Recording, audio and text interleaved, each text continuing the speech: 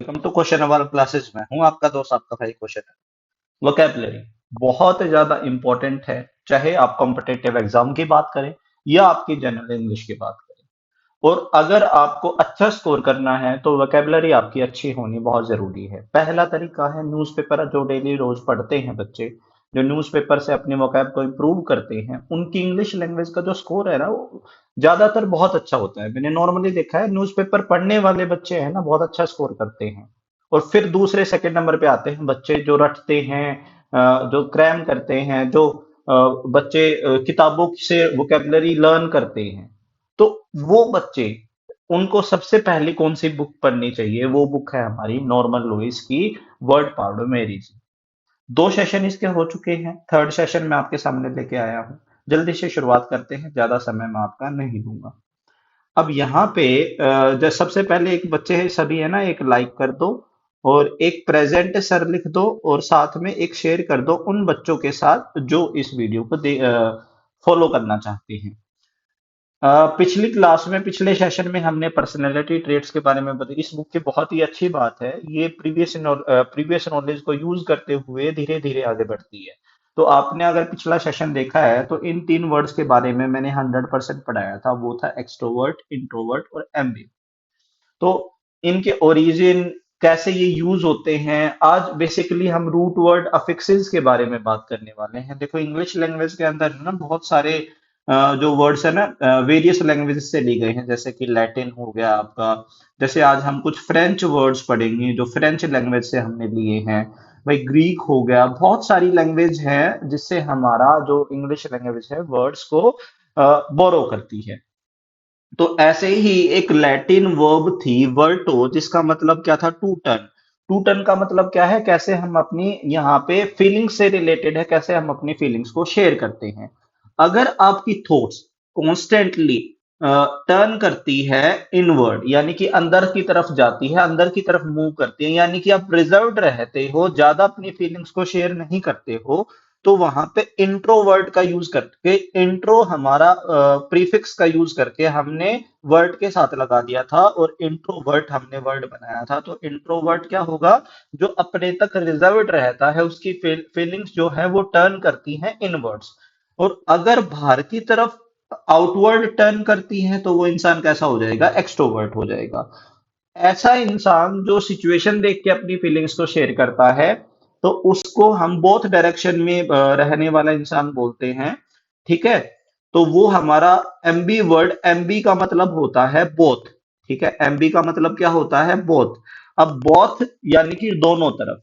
अब MB word से ही हम नए वर्ड बनाने वाले हैं, अभी देखना थोड़ी देर में। एमबी वर्ड क्या हो गया? ऐसा इंसान जो दोनों तरफ की सिचुएशंस रखता है, दोनों दोनों तरफ की फीलिंग्स रखता है, इनवर्ड्स भी और आउटवर्ड्स भी।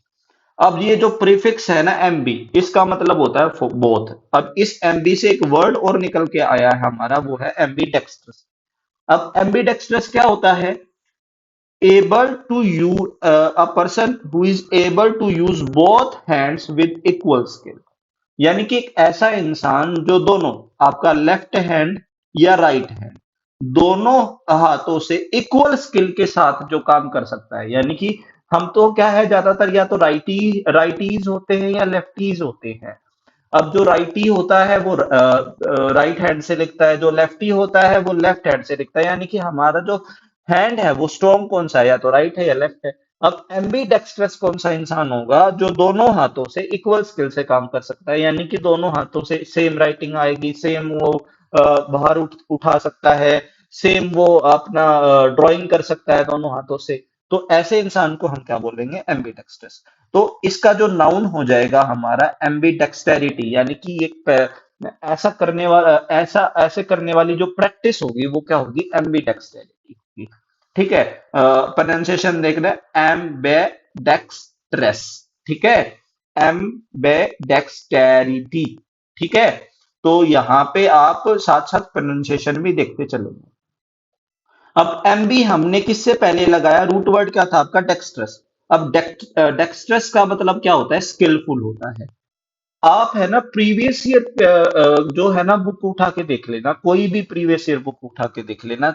आप एसएससी फॉर एग्जांपल एसएससी के क्वेश्चंस उठा के देख लेना, दो 1997 से लेके और अभी 2023 तक जितने भी पेपर हुए हैं, इन पेपर में बहुत बार, मैं ये कह रहा हूं कम से कम 7 से 8 बार ये जो क्वेश्चंस है ना पूछे जा चुके हैं।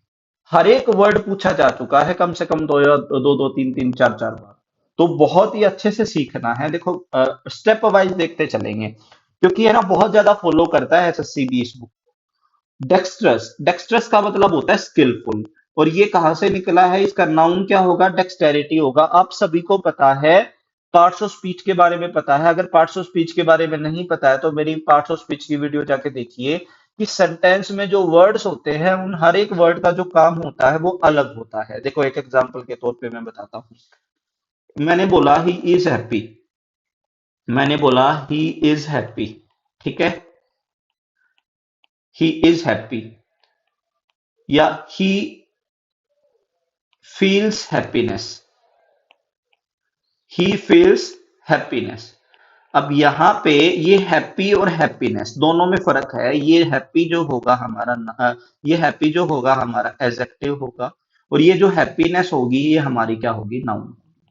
अब यहाँ पे ये ही इज हैप्पी, हैप्पी की जगह मैं हैप्पीनेस को यूज नहीं कर सकता और हैप्पीनेस की जगह मैं हैप्पी को यूज नहीं कर सकता, क्योंकि एडजेक्टिव को एडजेक्टिव का काम करना है और नाउन को नाउन का काम करना है। अगर आपको ये बात पता है तो 100% आपको डेक्स्ट्रस और डेक्सटेरिटी के बीच का डिफरेंस भी पता चल गया होगा। डेक्स्ट्रस एक आपका क्या है, एडजेक्टिव है यहाँ पे, ठीक है, और डेक्सटेरिटी क्या है यहाँ पे, आपका नाउन, ठीक है। और डेक्सटेरि ये यानी कि डेक्स्ट्रस क्या हो गया, स्किलफुल हो गया, और डेक्सटेरिटी क्या होगी, स्किल होगी।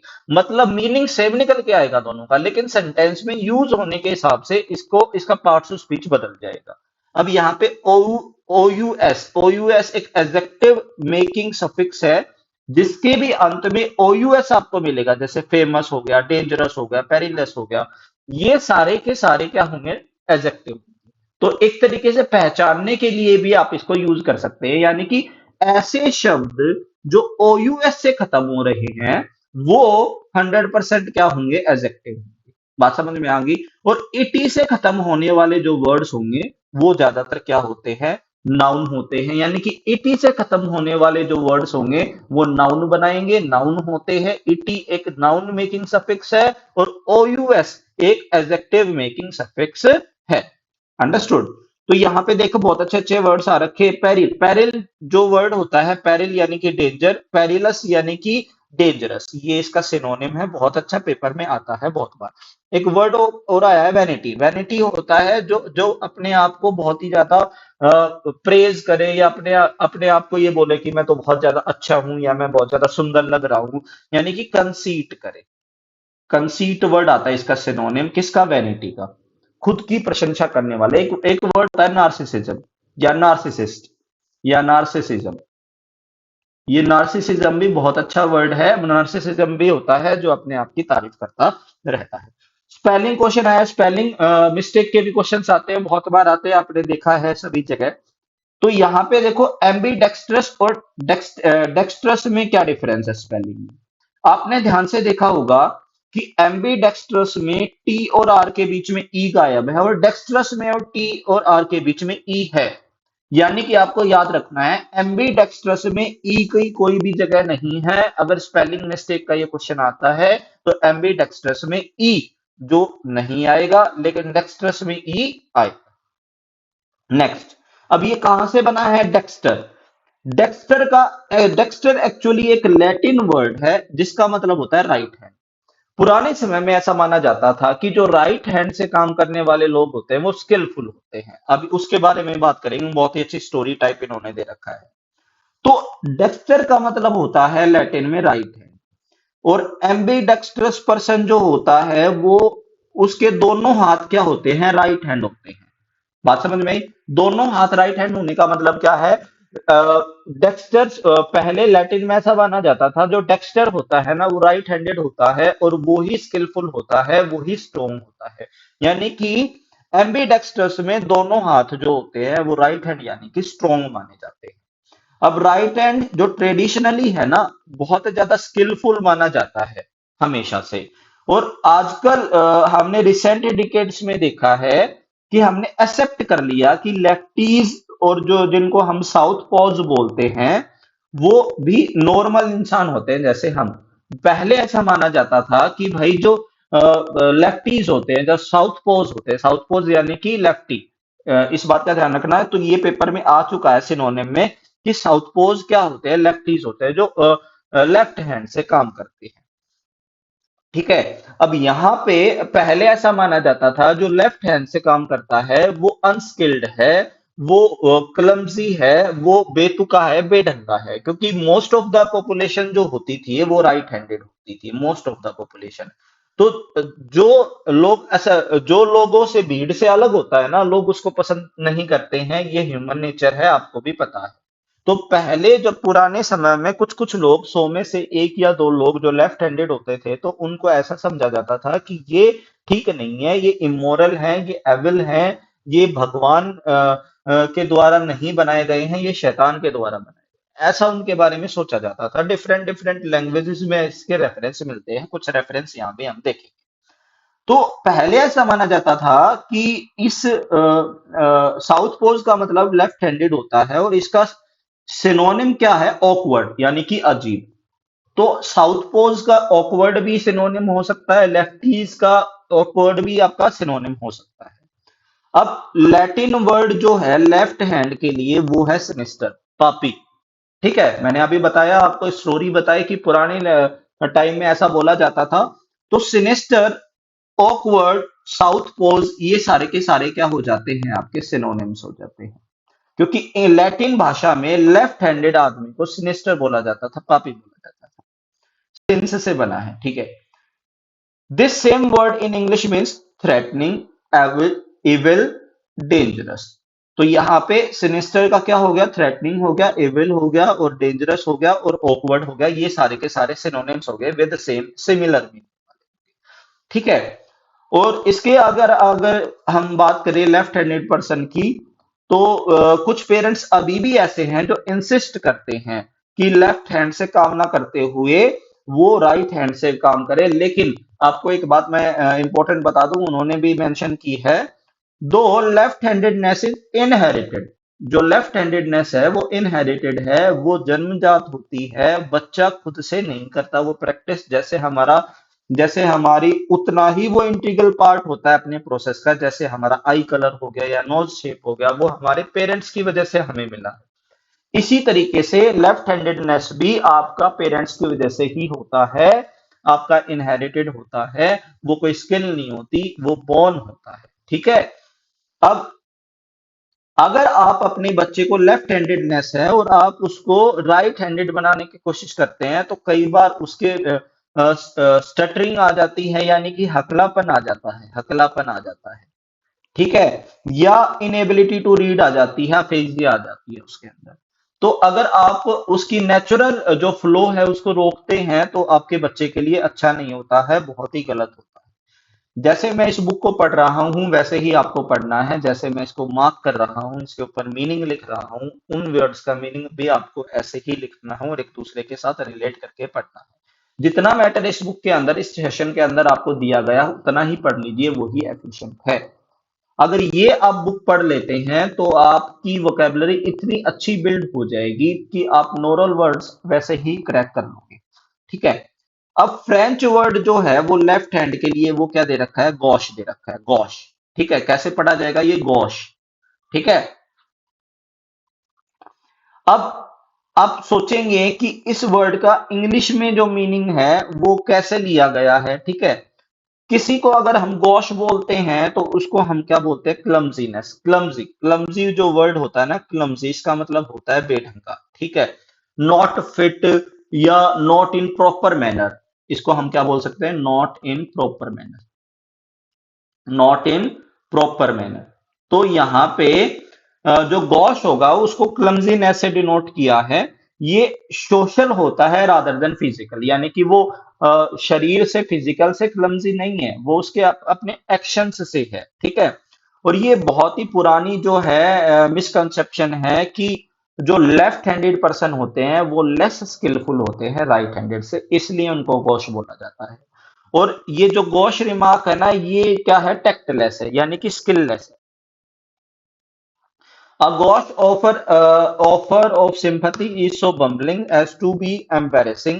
गौशरी। अब यहाँ पे जो है ना, परेशान करने वाला है जो रिमार्क लेफ्ट हैंडेड को दिया जाता है। एक वर्ड आया है गौशरी। देखो इसकी प्रोनाउंसिएशन क्या होगा, गौशरी। गौशरी यानी कि गौशरी यानी कि awkward, clumsy, tactless, embarrassing way of saying things और ऑफ हैंडलिंग सिचुएशन। यानी कि गौशरी क्या होगी, ऑकवर्ड या क्लमजी या टेक्टलेस या एम्बैरेसिंग वे होगा किसका, किसी भी चीज को कहने का या करने के तरीके। यानी कि गौश क्या होगा, एक ऐसा इंसान होगा जो विदाउट फिटनेस होगा। फिटनेस क्या होता है, very very very important word, इसका मतलब होता है स्किल। फिनिश का मतलब क्या होता है, स्किल। यानी कि गौश इंसान क्या होगा, ये इसका स्किल या फिटनेस या इन सभी का क्या हो जाएगा, एंटोनिम हो जाएगा। एंटोनिम का मतलब क्या होता है, अपोजिट वर्ड होता है। तो यहाँ पे अगर हम आगे बात करें कि फ्रेंच वर्ड राइट हैंड के लिए क्या वर्ड लिया गया है, Druitt. Very very very very important word और बहुत बार पेपर में आया है। तो और कौन सा आंसर क्या मिलेगा इसका, ड्रॉइट या ड्रॉइट का स्किलफुल मिलेगा ऑप्शन में 100%। आप कितने भी प्रीवियस ईयर क्वेश्चंस उठा के देख। तो इंग्लिश वर्ड में एक एड्रॉइट वर्ड लिया गया है, और ये एड्रॉइट वर्ड ड्रॉइट से ही लिया गया है। और एड्रॉइट जो है वो डेक्स्ट्रस की तरह, मतलब इसका क्या होता है, स्किलफुल होता है। और ये बेसिकली मेंटल फैसिलिटी के अंदर होता है, यानी कि बौद्धिक क्षमता को लेकर होता है। अब जो गॉश है और एड्रॉइट है, ये दोनों इनके जो नाउन हो जाएगा वो एड्रॉइटनेस हो जाएगा। ये बेसिकली अपने कॉन्टेक्स्ट से परे यूज होते हैं, फिगरेटिवली यूज होते हैं। जो एड्रॉइट पर्सन होता है वो क्विक विटेड होता है। क्विक विटेड यानी कि वो एकदम से जो बात का जवाब दे सकता है, उससे कोई भी क्वेश्चन किया जाए वो एकदम से उसका जवाब दे सकता है। और वो इजीली जो है अपनी सिचुएशन को बहुत ही जेन्युइनली, बहुत ही समझदारी से अपना देखता है, बहुत ही हैंडल करता है। तो जो एड्रॉइटनेस होगा वो गौशरी जो होगा वो उससे अपोजिट होगा, यानी कि ये दोनों एक दूसरे के क्या हो जाएंगे, अपोजिट हो जाएंगे, या दूसरे शब्दों में कहूं तो ये एक दूसरे के क्या हो जाएंगे, एंटोनिम्स हो जाएंगे। तो यहाँ पे हमने बहुत सारे वर्ड्स पढ़े। कौन कौन से वर्ड्स पढ़े, यहाँ पे हमने एड्रॉइट पढ़ा, हमने एड्रॉइटनेस पढ़ा, हमने गॉश पढ़ा, गॉशरी पढ़ा। और उसके अलावा हमने वर्ड्स पढ़े हैं आपका, उसके ऊपर हमने जो वर्ड्स पढ़े थे आपका, डेक्स्ट्रस पढ़ा था, एम्बी डेक्सटेरिटी पढ़ा था। तो ये एक दूसरे के साउथ पोज पढ़ा था, ये एक दूसरे के सिनोनिम और एंटोनिम्स ही कहलाते हैं। अब लव हेट मैरिज, अब इनके ऊपर बात करते हैं। अब लव के लिए फाइल आपका एक सफिक्स, फाइल आपका एक प्रीफिक्स या सफिक्स यूज किया जाता है। और हेट के लिए आपका मिस या मिजो आपका सफिक्स या फिक्स यूज किया जाता है। और मैरिज के लिए आपका यूज किया जाता है रूट वर्ड गैन।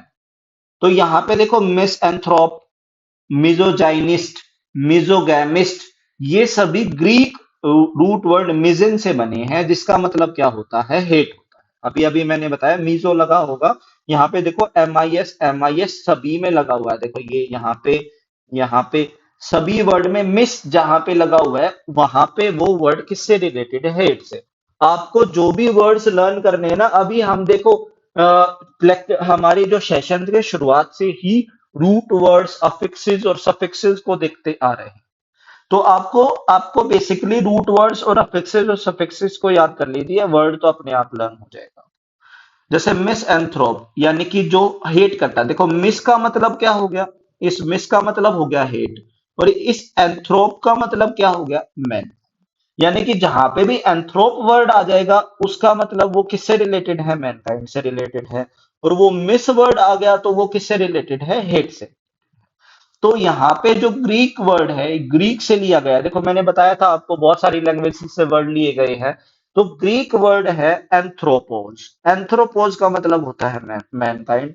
मिजोजाइनिस्ट यहाँ पे हेट्स वुमेन, यानी कि मिजोजाइनिस्ट ऐसा इंसान होगा जो औरतों से नफरत करता है। मिसएंथ्रोप का मतलब क्या होगा, ऐसा इंसान होगा जो मैनकाइंड से, मानव जाति से। तो ये जो गाइन वर्ड है इसका मतलब हमेशा क्या होगा, वुमेन। गाइनकोलॉजिस्ट बना दिया, या गायनेथेरेपी बना दिया मेरे भाई, या फिलो गायनिस्ट जाइनिस्ट बना दिया, कुछ भी बना दिया, ठीक है। जो गाइन वर्ड आ गया ना वो हमेशा किससे रिलेटेड होगा, विमेन से related होगा। और मिजोगैमिस्ट यानी कि जो मैरिज से रिलेटेड होता है, यानी कि ये गैमोज वर्ड से लिया गया है जिसका मतलब क्या है, मैरिज। अंडरस्टूड। अब ऐसे ही एंथ्रोपोज जो है, यहां पे एंथ्रोपोलॉजी में आ गया। अब एंथ्रोपोलॉजी, ठीक है, एंथ्रोपोलॉजी, यहाँ पे जो study of development of human race, यहाँ पे देखो ये एंथ्रोप आ गया। एंथ्रोप का मतलब क्या हो गया, मैनकाइंड, मैनकाइंड, ठीक है। और लॉजी, लॉजी का मतलब हो गया स्टडी। तो स्टडी किसकी, मैनकाइंड की। तो यहाँ पे study of development of human race, mankind क्या है, ह्यूमन रेस ही तो है। अब यहाँ पे अगर फिलेंथ्रोपिस्ट बोल दिया, यानी कि वन हु लव्स मैनकाइंड। अब यहाँ पे देखो इसको खुद से भी बना सकते हैं। अब ये एंथ्रोप का मतलब क्या है, एंथ्रोप का मतलब मैनकाइंड है। और फाइल का मतलब मैंने अभी अभी बताया कि क्या होता है, लव होता है। और इस्ट यानी कि डूअर, यानी कि वन हु, डूअर यानी कि वन यानी कि person, person who loves Mankind कौन होगा, फिलेंथ्रोपिस्ट। अब यहाँ पे ये जो ये जो आपका लव मैनकाइंड से लव करता है, ये कंट्रीब्यूट करता है किसी ना किसी तरीके से। भाई अपनी टाइम देता है, एनर्जी देता है, या फाइनेंशियल कंट्रीब्यूशन करता है, किसी तरीके से मैनकाइंड को ये हेल्प करता है। अब जो ये जो रूट वर्ड गाइन है इसका मतलब क्या होगा, वुमन होगा। अब गायनेकोलॉजिस्ट देखो, अभी अभी मैंने बताया था, गायनेकोलॉजिस्ट होगा वो, या जाइनेकोलॉजिस्ट होगा। गायनेकोलॉजिस्ट भी बोल सकते हो और जाइनेकोलॉजिस्ट भी बोल सकते हो, दोनों ठीक है। ये मेडिकल स्पेशलिस्ट होता है जो किसमें मेरे भाई, फीमेल डिसऑर्डर में हेल्प करता है या ट्रीट करता है। यानी कि फीमेल से रिलेटेड जो बीमारियां होती है, जो गायन से रिलेटेड, विमेन से रिलेटेड जो बीमारियां होती हैं, उसको ट्रीट करने वाला कौन होता है, जो डॉक्टर होता है उसको क्या बोलेंगे, गायनेकोलॉजिस्ट। अब नेक्स्ट करते हैं, ये गैमोस वर्ड है। ये गैमोस जो है वो मोनोगैमी में आ गया, बाईगैमी में आ गया, पॉलीगैमी में आ गया। देखो गैम वर्ड का मतलब तो मैरिज हो गया। अब मोनो का मतलब होगा हमेशा वन, और बाय का मतलब हमेशा होगा टू, और पॉली का मतलब क्या होगा, हमेशा मैनी, ठीक है। अब गैमी मतलब शादी, मोनोगैमी यानी कि एक शादी, वन मैरिज यानी कि प्रैक्टिस ऑफ वन मैरिज, और बायगैमी यानी कि प्रैक्टिस ऑफ टू मैरिजेस, और पॉलीगैमी यानी कि प्रैक्टिस ऑफ मैनी मैरिजेस। यानी कि mono means one, bi means two, and poly means many. कितनी शादियां, उससे रिलेटेड कितनी शादियां एक आदमी ने की है, उससे रिलेटेड अगर कोई वर्ड आता है तो ये आते हैं। मोनोगैमी यानी कि वन शादी, एक शादी, practice of one marriage, bigamy यानी कि practice of two marriages, and polygamy यानी कि प्रैक्टिस ऑफ मैनी मैरिजेस। तो यहाँ पे मोनोगैमी क्या हो जाएगा, custom of only one marriage, देखो। और बायगैमी क्या हो जाएगा, is two marriages in actually the unlawful act of contracting another marriage without divorcing one's current legal spouse. यानी कि एक आदमी अगर अपनी पहली बीवी को तलाक दिए बिना, या पहले पति को तलाक दिए बिना, दोनों में से दोनों के लिए एप्लीकेबल है ये, चाहे मेल करे या फीमेल करे, मैन करे या वुमेन करे। तो अगर वो अपने स्पाउस को तलाक दिए बिना दूसरी शादी कर लेता है तो वो बायगामी हो जाएगा। और अगर दो से ज्यादा कर लेता है, तो मैनी मैरिजेस कर लेता है, तो वो क्या हो जाएगा, पॉलीगैमी हो जाएगा। तो therefore plural marriage for either male और फीमेल, ये दोनों के लिए एप्लीकेबल है, ये बात मैंने आपको बता दी है, ठीक है। अच्छा, ये जो है प्रैक्टिस जो है अर्लियर टाइम्स में होती थी, मॉर्मोन्स या बिफोर किंग सोलोमन से पहले होती थी ये। तो बहुत सारे इंसान होते थे जिनकी बहुत सारी बीवियां होती थी। हमने राजाओं की बहुत सारे, अपने किंग्स की भी बहुत सारे बीवियां सुनी हैं, क्योंकि वो है ना अफोर्ड कर सकते थे फाइनेंशियली और इमोशनली। आजकल ऐसा नहीं होता है, आजकल ये प्रथा नहीं है, पहले ये प्रथा होती थी। जो करेक्ट और रेयरली यूज टर्म है वो है पोलीजाइनी।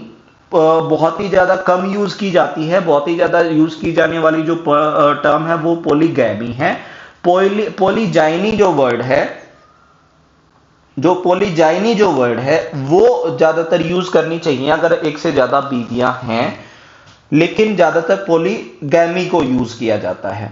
What if a women has two और मोर हस्बैंड, अगर क्या है, क्या कौन सा वर्ड यूज करेंगे अगर एक जो विमेन है, एक जो वुमेन है उसके दो या दो से ज्यादा पति हैं। तो ऐसी जो है Himalayan mountain of Tibet, Tibet में ऐसी प्रथा होती है कि एक जो विमेन होती है, एक जो वुमेन होती है, एक जो लड़की होती है, उसकी दो या दो से अधिक शादियां की जाती है लड़कों के साथ। तो ये कोई ट्राइब है उसके अंदर ही होता है, जनरली ऐसा नहीं देखा जाता है। तो इस कस्टम को पोलीएंड्री बोलते हैं। एंड्रोज जो होता है वो किसके लिए यूज किया जाता है? मेल के लिए। अच्छा, हमने कुछ वर्ड्स अभी अभी पढ़े जो हमें बहुत ही अच्छे। मिस जहां पे आ जाए उसका मतलब क्या है? हेट है। और फाइल जहां पे आ जाए उसका मतलब क्या है? लव है। एंडर वर्ड जहां पे आ जाए उसका मतलब है मेल, ठीक है। और गाइन वर्ड जहां पे आ जाए उसका मतलब है फीमेल, यानी कि विमेन। और अगर गैम वर्ड आ जाए उसका मतलब होता है मैरिज। तो इन सभी से कितने भी वर्ड्स आप बना सकते हैं। मोनो आ जाए तो एक, वन, और मेरे भाई बाई आ जाए तो टू, तो कितने भी वर्ड्स बना सकते हो। और पॉली आ जाए तो क्या? आपका मैन। तो ये रूट वर्ड्स हैं सारे के सारे, इन सभी का यूज करके आप कितने भी वर्ड्स बना सकते हैं। अब इंग्लिश वर्ड्स जो है ना वो वेरियस फॉर्म में यूज किए जाते हैं। सर्टेन सफिक्सेस का यूज करके कभी उसको नाउन बना दिया जाता है अगर हमें पर्सन से रिलेटेड बताना है, कभी उसको प्रैक्टिस से रिलेटेड बताना है यानी थ्योरी से रिलेटेड बताना है, या एटीट्यूड से रिलेटेड या फिलॉसफी से रिलेटेड बताना है, या कभी हमें उसको एडजेक्टिव बताना है। तो सबका मीनिंग तो सेम है, लेकिन वो अलग अलग कॉन्टेक्स्ट में सेंटेंस के अलग अलग पार्ट में अलग अलग तरीके से यूज होता है। तो उसका जो सफिक्स होता है वो बदल जाता है। जैसे ईस्ट लगा दिया, ईस्ट जो होगा, ईस्ट वर्ड जो होगा वो ईस्ट, ईस्ट हमेशा डूअर को या पर्सन को बताएगा, याद रखना।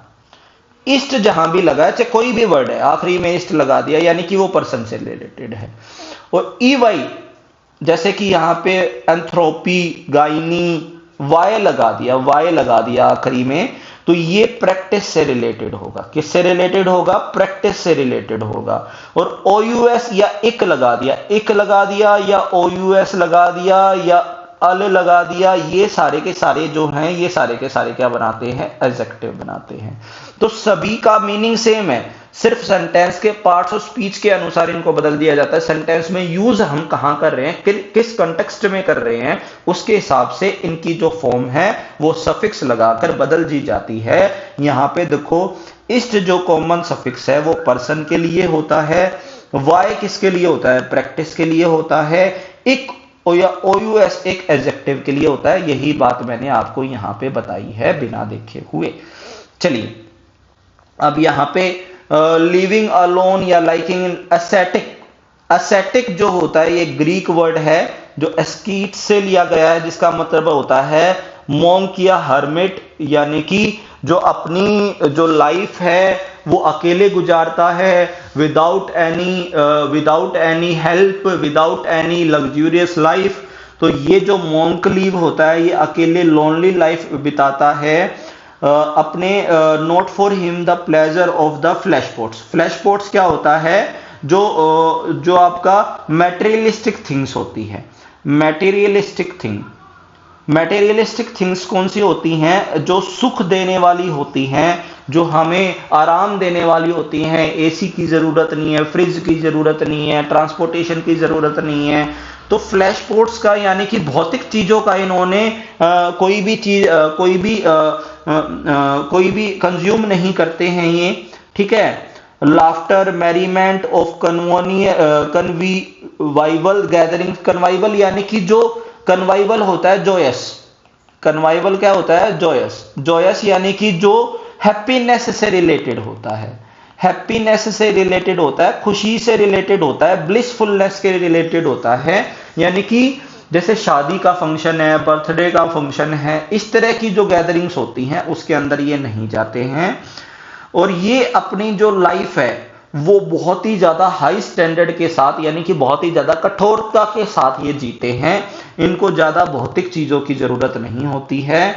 ये ज्यादातर डेज ऑफ कंटेम्पलेशन, स्टडी या रफ टॉयल या night on a hard bed in a simple sand and kind of self denial that leads to a purification of soul. ये ऐसी लाइफ जीते हैं जहां पे मेरे भाई ध्यान लगाना है, स्टडी करना है। एक सिंपल सी सेल है, एक सिंपल सी कुटिया है या सिंपल सा एक घर है, उसके अंदर ये रहते हैं, अपने आप को त्याग देते हैं, समाज से अलग कर लेते हैं, जैसा महात्मा बुद्ध ने किया था। तो एसेटिक एक ऐसा पर्सन होता है जो लीड्स एन एग्जिस्टेंस वॉलंटियरली, अपने आप जाता है, दैट कंपेयर्स इन ऑस्टियरिटी। ऑस्टियरिटी क्या होता है? अकेलेपन में बहुत ही ज्यादा हार्ड जो जीवन, जो बहुत ही ज्यादा मुश्किल जो जीवन व्यतीत करता है। इन simplicity rigorous hardship with life of a monk, यानी कि बहुत ही कठिन, रिगरस बहुत ही हार्ड, ठीक है, बहुत ही सेल्फ डिनायल जो करता है, उसको हम प्रैक्टिस को क्या बोलते हैं? एसेटिज्म, एसेटिसिज्म बोलते हैं, और ये एडजेक्टिव होता है एसेटिक का, ठीक है। तो हमने ये किया और आप ये प्रैक्टिस कर सकते हैं। बुक मैंने अपने टेलीग्राम चैनल पे डाल रखी है। ईगो का मतलब सेल्फ है, अल्टर का मतलब अदर है, इंट्रो का मतलब इनसाइड, एक्सट्रो का आउटसाइड, वर्टो का टर्न, एम्बी का बोथ, विजन का हेट, एंथ्रोपोस का मैनकाइंड, गायन का वुमेन, गैमोस का मैरिज, एस्कीट्स का मोह। तो इनके एग्जाम्पल आपको वर्ड्स में लिखने हैं। बहुत सारी एक्सरसाइज हैं, बहुत सारे वर्ड्स आप इनके बना सकते हैं, प्रोनाउंसिएशन देख सकते हैं, सारी की सारी प्रोनाउंसिएशन मैंने आपको बता दी है, फिर भी आप चेक कर सकते हैं, ठीक है। और सारे के सारे देखो, सारे वर्ड्स बना दिए हैं। देखो कितने वर्ड्स हमने आज इस जो हमने रूट्स पढ़े, यहाँ पे देखो 21 वर्ड्स तो ये हैं, और 21 वर्ड्स यहाँ पे देखो ये हैं। 42 वर्ड्स हमने पढ़ चुके हैं, और इसकी प्रैक्टिस भी कर सकते हो। ऐसे देख सकते हो, वीडियो को रोक कर या इसको बुक पे प्रिंट करके आप देख सकते हो कि एम्बीडेक्स्ट्रस क्या होगा। हमें पता है दोनों हाथों को use, capable of using both hands. तो इस तरीके से आप मैच द फॉलोइंग करके, फिल इन द ब्लैंक्स करके कम से कम 6 या 7 एक्सरसाइज इसकी दे रखी हैं। जैसे ही चैप्टर खत्म होता है, एक्सरसाइज 100% आपको करनी है, ताकि आप वो देख सके कि आपको वो चैप्टर समझ में आया नहीं आया। मैं इस चीज की गारंटी आपको देता हूं कि आप अगर इस तरीके से पढ़ेंगे और साथ साथ एक्सरसाइज करेंगे, खुद करके देखेंगे पेन से अपने आप, देखो आंसर सारे के सारे दे रखे हैं, बहुत सारी एक्सरसाइज दे रखी है यहाँ पे, कम से कम 6 से 7 एक्सरसाइज दे रखी है इस चैप्टर में। तो अगर आप ये साथ साथ कर लेंगे तो 100% ये सारे के सारे वर्ड्स आपको लर्न हो जाएंगे। आज के लिए इतना ही। Have a nice day and take